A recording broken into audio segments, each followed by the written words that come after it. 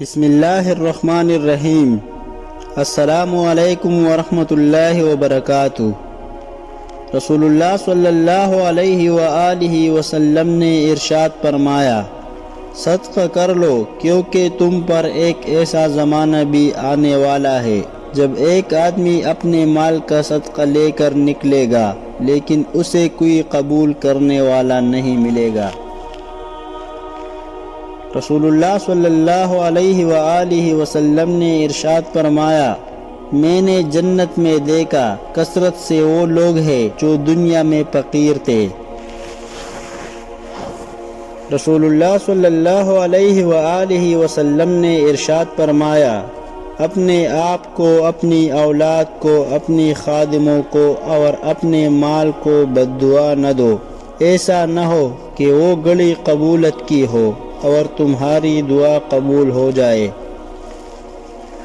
رسول اللہ صلی اللہ علیہ وآلہ وسلم نے ارشاد فرمایا، نیک شخص بری موت سے نہیں مرتا۔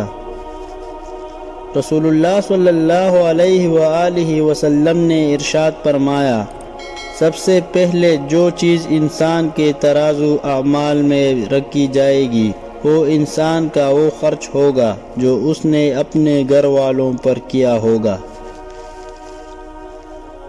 رسول اللہ صلی اللہ علیہ وآلہ وسلم نے ارشاد فرمایا، اللہ سے پناہ مانگا کرو آزمائش کی پریشانیوں سے، بدبختی سے، برے خاتمے اور دشمن کے ہنسنے سے۔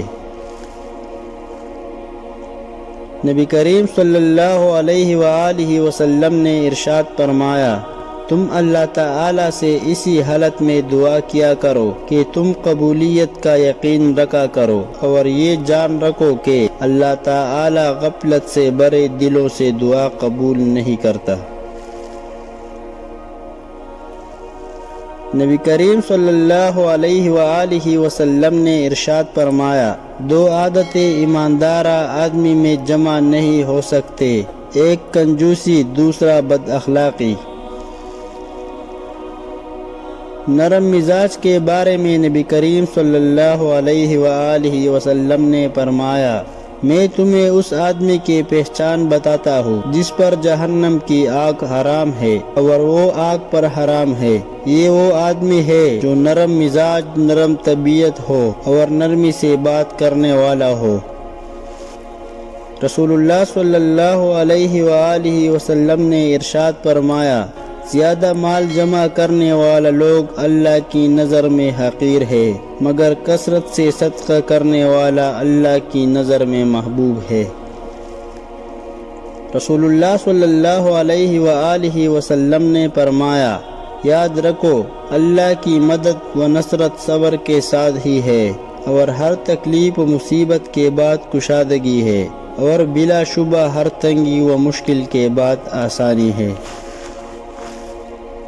رسول اللہ صلی اللہ علیہ وآلہ وسلم نے فرمایا، اللہ کے ذکر کرنے کے علاوہ زیادہ بات مت کرو کیونکہ اس سے دل میں سختی پیدا ہوتی ہے اور جس دل میں سختی ہوتی ہے وہ اللہ کی رحمت سے بہت زیادہ دور ہوتا ہے۔ حضرت انس رضی اللہ عنہ تعالی عنہ سے روایت ہے کہ رسول اللہ صلی اللہ علیہ وآلہ وسلم نے فرمایا، اللہ تعالی فرمائے گا کہ ہر اس شخص کو دوزخ سے نکال دو جس نے مجھے ایک دن بھی یاد کیا ہو یا مجھ سے کسی مقام پر ڈرا ہو۔